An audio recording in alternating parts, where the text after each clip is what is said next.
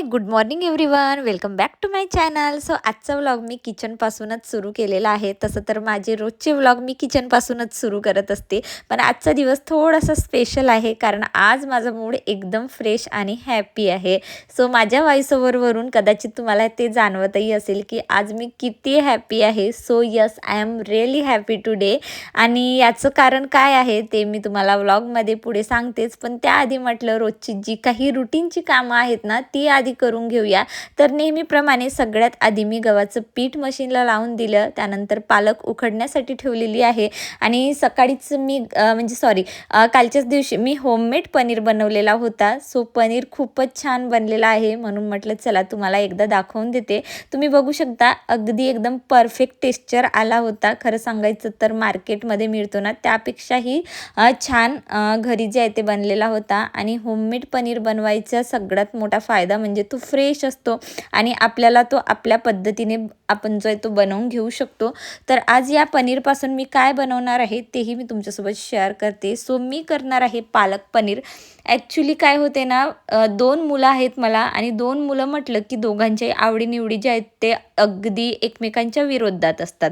जसं की वेदांतला पनीर बटर मसाला आवडतो आणि चिऊला जे आहे ना पालक पनीर आवडते आणि त्यातच त्यांचे भांडणं सुरू होत असतात. सो मी कालच्याच दिवशी दोघांनाही जे आहे ना चिट्ट्या बनवून दिलेले होते आणि जो म्हणजे चिट्टीवर जे येईल मी चिट्टीवर असे बनवले होते की पालक पनीर, त्याच्यानंतर मसाला पनीर आणि पनीर बटर मसाला असे 3 मी ऑप्शन दिलेले होते. चिट्टीमध्ये जे निघेल तेच मी आज बनवणार होती. अशी काहीशी आमची ट्रीट होती. सो आमच्या चिट्टीमध्ये निघालेलं होतं पालक पनीर म्हणून मी इथे पालक पनीर बनवायला घेतलेली आहे. आणि लकीली पालकसुद्धा होतीच माझ्याकडे. तर म्हटलं चला पटकन जे आहे ते पालक पनीर बनवून घेते.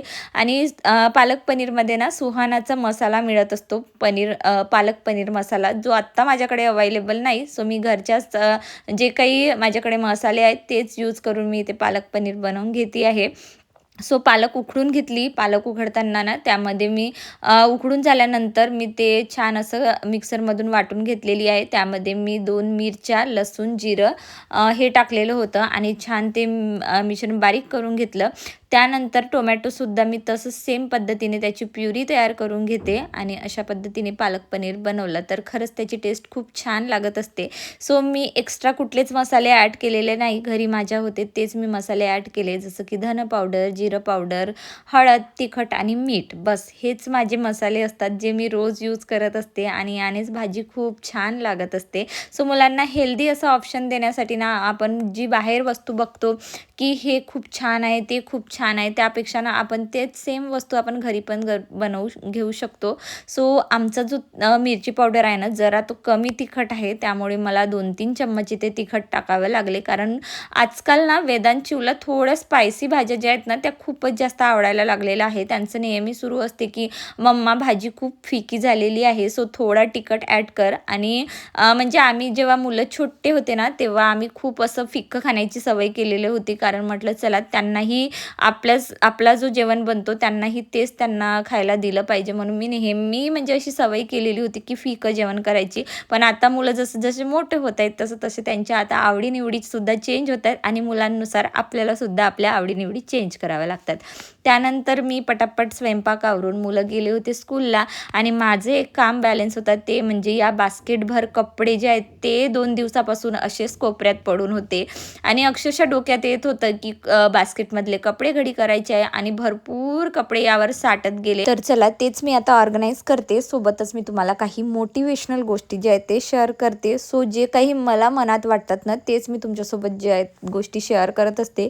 सो कधी कधी ना आपण संपूर्ण आयुष्य जे आहे ना छोट्या छोट्या कामांमध्येच घालवत असतो. सकाळी उठल्यापासून घर आवरणे, स्वयंपाक, मुलं, त्यांचा अभ्यास झाला की नाही, कपडे वॉश करायचे आहे, भांडी वॉश करायची आहे आणि या सगळ्यांमध्येच ना आपण स्वतःसाठी वेळच काढत नसतो. अगदी ते विसरूनच जातो. आणि आज ना मलाही तेच असं म्हणजे जेव्हा मी हे कपडे ऑर्गनाईज करत होती ना, तेव्हा मला असं मनात विचार येत होता, की आपण घर इतकं सुंदर करतो, व्यवस्थित ठेवतो, पण आपण आपल्या मनाला काय करत आहोत, मनाचं काय? घरातली प्रत्येक वस्तू तिच्या जागेवर ठेवतो, कपडे व्यवस्थित फोल्ड करतो, कपबोर्ड आवरतो, पण मनात साठलेला थकवा, कधी-कधी चिंता येते, तर कधी-कधी फ्रस्ट्रेशन येतो मनामध्ये खूप सारा. सो तो कुठे ऑर्गनाईज करून ठेवायचा?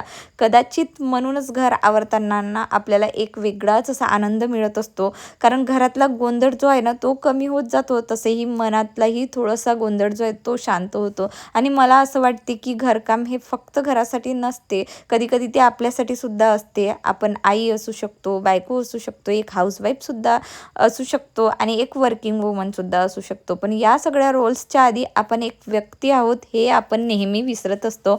आपली ही स्वप्न आहेत, आपल्या आवडीनिवडी आहेत, आपल्यालाही स्वतःसाठी काहीतरी करायचं आहे, म्हणून सतत आपण स्वतःला गिल्ट जो आहे तो देत बसतो. तर चला आज आपण स्वतःचा थोडासा गिल्ट जो आहे तो कमी करूया. आज एवढंच काम झालं, आज घर पूर्ण आवरता आलं नाही, आज माझ्यासाठी मला वेळच मिळालेला नाही, हे सगळं झालं तरी स्वतःला दोष देऊ नका. आपण मशीन नाही आहोत, आपल्यालाही थकवा येतो, आपल्यालाही रेस्ट हवी असते. प्रत्येक दिवस परफेक्ट आणि प्रॉडक्टिव्ह असायला हवं असं नाही. काही दिवस खूप काम होईल, तर काही दिवस कमी काम होईल, तर काही दिवस फक्त आळसमध्ये जाईल.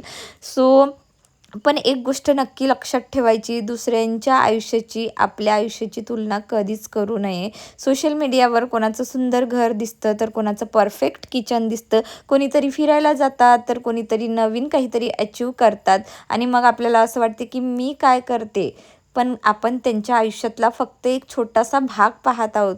आपली जर्नी, आपलं आपलं जे आहे ना, आपली लाईफ जी आहे ती थोडी वेगळी असू शकते, त्यांची जर्नी वेगळी असू शकते, त्यांचा स्ट्रगल वेगळा असतो. सो आपण जिथे आहोत ना तिथूनच एक नवीन सुरुवात करू शकतो. 10 मिनिट स्वतःसाठी काढून थोडं वॉकिंग करू शकतो, प्लांट्ससोबत वेळ घालवू शकतो किंवा शांतपणे बसून जे आहे ना चहा एन्जॉय करू शकतो. सो मोठा बदल करण्यासाठी ना नेहमी मोठी सुरुवात करावी लागत नाही, तर छोट्या छोट्या गोष्टी जर आपण सातत्याने केली तर एक दिवस त्याचा मोठा बदल नक्कीच घडवता येतो. आणि हो, घर किती परफेक्ट आहे यापेक्षा ना आपण स्वतःला किती प्रेमाने सांभाळतो हे खूप जास्त महत्त्वाचं आहे. आपण सगळ्यांची काळजी घेतो, पण स्वतःची काळजी घेणं सेल्फिशपणा नाही, तर ते सेल्फ केअर असते. सो म्हणून आपण आज एक छोटासा प्रॉमिस करूया, मी माझ्या फॅमिलीची काळजी घेईन, पण त्याचबरोबर मी माझीही स्वतःची काळजी घेईन, कारण माझ्या मनाची, माझ्या शरीराची आणि माझ्या स्वप्नांचीही. आणि आज आपण जे आहे ना म्हणजे जे काही जिथे आहोत तिथे ना आपलीही काही स्वप्न असतात, त्यांच्यासाठी टाईम देणं खरंच खूप गरजेचं आहे. सो इथे ना मी आत्तापर्यंत जे काही ऑर्गनाईज केलं ना, तर ते मी फक्त आणि फक्त स्वतःसाठी करते, कारण ना मला घरातले छोटे छोटे कोपरे सजवायला किंवा घरातली प्रत्येक वस्तू अशी ऑर्गनाईज करायला ना मला खूप समाधान मिळते. सो मला ना यामध्ये इतका माझा माइंड म्हणजे रमून जातो ना, मला असं वाटते की फोनपेक्षा तरी म्हणजे मला या कामांमध्ये जास्त म्हणजे इंटरेस्ट आहे, किंवा फोनपेक्षा मला हे कामं जे आहेत ना ते खूप जास्त आवडायला लागलेलं आहे. कारण जेव्हा कधी आपण फोनवर बोलतो तेव्हा मन अगदी विचित्र होऊन जात असतो. फोनवरच्या नॉनस्टॉप गप्पा, निगेटिव्ह गोष्टी सतत आपल्या डोक्यामध्ये इकडून तिकडून फेरफटका मारत असतात, ज्यामुळे मग आपला माइंड जो आहे ना तो पूर्णपणे असा हँग होतो आणि अगदी म्हणजे मूड पूर्णपणे मूडचं जो आहे ना तो पूर्णपणे बँड वाजत असतो. आणि काही दिवसांपूर्वी ना माझ्यासोबतही तसंच होत होतं, म्हणून ना मी अगदी घरातल्या कामांमध्ये स्वतःला इतकी बिझी केलेली आहे ना की खूपच जास्त, की अक्षरशः मला फोन बघायला सुद्धा वेळ मिळत नाही. म्हणून ना मी तुम्हाला सांगते की तुम्हाला ज्या कामात आवड आहे ना तो काम आधी करायला पाहिजे. सो मी तर म्हणजे आज माझ्या आयुष्यामध्ये म्हणजे असा एक दिवस आलेला आहे की मी विदाऊट फोनसुद्धा मी म्हणजे स्वतःला हॅपी ठेवू शकते. म्हणजे काही दिवसांपूर्वीचं आयुष्य जर म्हणजे आठवलं ना, असं वाटतं की मी फोनशिवाय ना 1 मिनिटसुद्धा राहू शकत नव्हती. अगदी मला फोन जवळ पाहिजे लागत होता. प्रत्येक गोष्ट फोनवर सर्च करण्याची सवय झाली होती. कधी तर मोटिवेशनल व्हिडिओ बघण्याची, तर कधी काही स्टोरीज बघण्याची, तर कधी WhatsApp, कधी Instagram, कधी Facebook. आणि यामध्येच ना लाईफ माझी इतकी जास्त म्हणजे गोल गोल फिरायला लागायची ना, की खूप जास्त म्हणजे मला ना ती लत म्हणतात ना मोबाईलची, तशा प्रकारची लागलेली होती. आणि त्यातून मी स्वतःला बाहेर काढलेली आहे. फक्त फक्त आणि फक्त या घरकामांमधून घरातल्या छोट्या छोट्या गोष्टी सजवण्यामध्ये मी स्वतःला बिझी करून टाकते, किंवा कुठला एखादा कोपरा किंवा मस्त अशी अलमारी ऑर्गनाईज करणे मला ना आजकाल हे खरंच खूप जास्त म्हणजे आवडायला लागलेलं आहे. तुम्ही म्हणजे मनात विचारही करत असेल, काय ही बाई नुसतं घरकामाबद्दल इतकं मोटिवेशन देत आहे.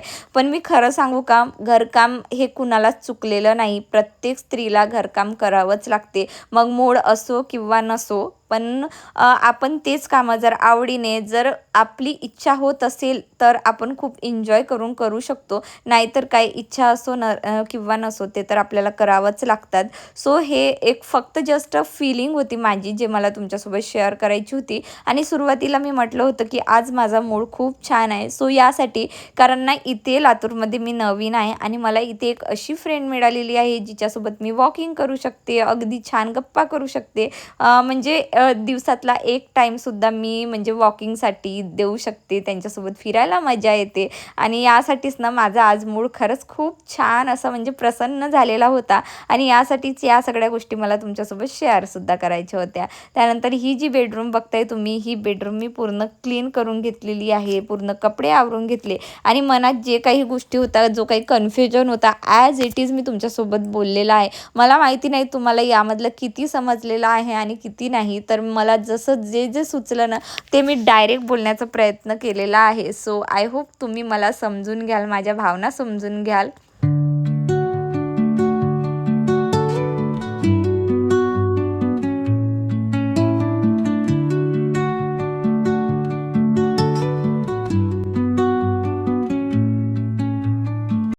सो बऱ्याच दिवसापासून चिवचा फोटो असाच पडलेला होता, ज्याला मला बेडरूममध्ये लावून घ्यायचा होता. सो तो सुद्धा लावून दिला. त्यानंतर आली मी किचनमध्ये. ॲक्च्युली हे बरण्या जे आहेत ना, कालच मी वॉश करून ठेवलेले होते. तर म्हटलं चला यामध्ये जो काही सामान होता एक्स्ट्राचा तो भरून घेते. सो ओट्सचा पॅकेट जो आहे तो कालच मी ओपन करून ठेवलेला होता. तर खूप जास्त दिवस जर ओपन असता तर मग ते ओट्स जे आहे ते थोडे खराब झाले असते, म्हणून या मी कंटेनरमध्ये जे आहे ते भरून ठेवून दिले.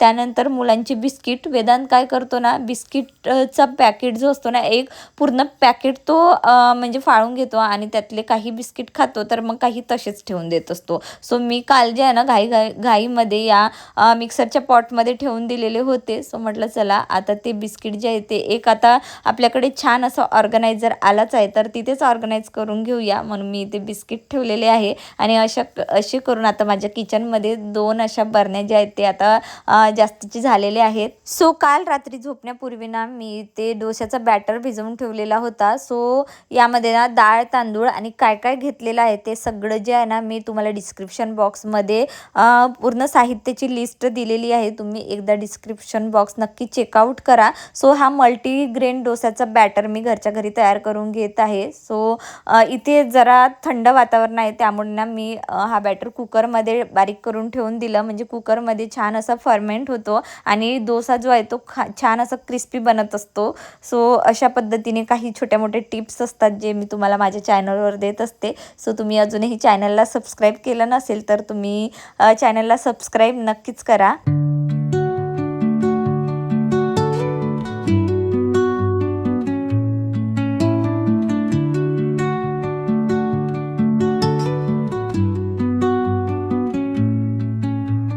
त्यानंतर इथे मी स्वयंपाकाला सुरुवात केलेली आहे. ॲक्च्युली सकाळी मी फक्त भाजीपोळी बनवलेली होती, म्हणून मी आता जे आहे ना मसाला भात आणि दह्याची कढी बनवून घेते आहे, कारण मला खूप जोराची भूक लागलेली होती. सो मी बऱ्याचदा विचार केली की काय बनवू, म्हणून मग माझा विचार जो आहे ना तो मसाला भातापर्यंत येऊन पोचला. सो आता इथे मसाला भात आणि दह्याची कढी बनवते आहे मी. आता रेसिपी वगैरे काहीच शेअर करणार नाही, कारण ऑलरेडी व्हिडिओ खूप मोठा झालेला आहे. सो इथे माझा मसाला भात, त्यानंतर दह्याची कढी जी आहे ती तयार झालेली होती. सो तुम्हाला आजचा व्लॉग कसा वाटला मला कमेंट्समध्ये सांगायला विसरू नका. अशा प्रकारचे व्हिडिओ आवडत असतील तर चॅनलला लाईक, शेअर, सबस्क्राईब नक्कीच करा. चला मग भेटूया आपण अशाच मस्त इंटरेस्टिंग व्हिडिओमध्ये. तोपर्यंत तुम्ही स्वतःची काळजी घ्या. So bye friends, have a good day.